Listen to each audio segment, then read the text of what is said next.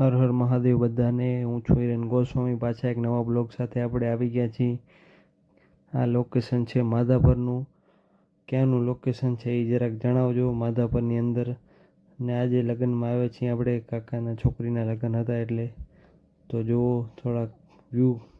મહાદેવનું મંદિર છે આ।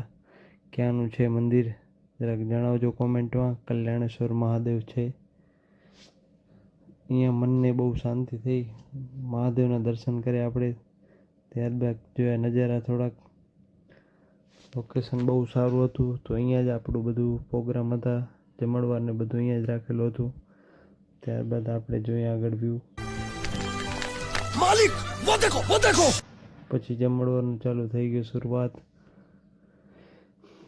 તો આવી ગયા છે આપણા મિત્ર। ત્યારબાદ પહોંચી ગયા આપણે ઘરે।